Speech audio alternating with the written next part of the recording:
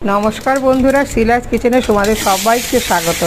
তো আজকে করলাম হচ্ছে বেগুন বড়ি আর উচ্ছে সজনাটা দিয়ে একটা শুক্তো। তো আমি প্রথমে বড়িগুলোকে ভেজে নিয়েছিলাম, বড়ি বেগুন আর উচ্ছেটা ভালো করে ভেজে নিয়েছিলাম আলুও। এবার আমি তেলের মধ্যে রাঁধুনি, সর্ষে, শুকনো লঙ্কা, তেজপাতা ফোড়ন দিয়ে সমস্ত সবজিগুলো দিয়ে দিলাম। দেওয়ার পরে একটু নুন, অল্প একটু হলুদ দিয়ে ভালো করে কষিয়ে ঢাকা দিয়ে যখন নরম হয়ে যাবে তখন দিলাম কিছুটা গরম জল দেওয়ার পরে দিলাম 1 কাপ দুধ। এবার দুধ দিয়ে যখন ফুটে উঠে যাবে তখন আমি একটা ভাজা মশলা তৈরি করে রেখেছিলাম। তো ভাজা মশলা ছিল রাঁধুনি, তিল, পোস্ত আর সর্ষে।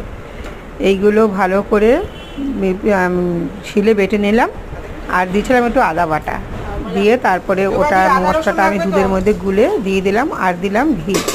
তো বড়ি বেগুনটা আমি একটু লাস্টেই দিই, কারণ বেগুন বড়িটা একটু লাস্টে দিলে গোটা গোটা থাকে, ভালো লাগে খেতে।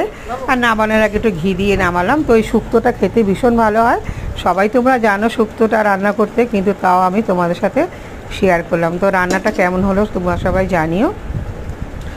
সবাই তোমরা ভালো থেকো, টাটা। কেমন হলো একটু অবশ্যই জানাবে।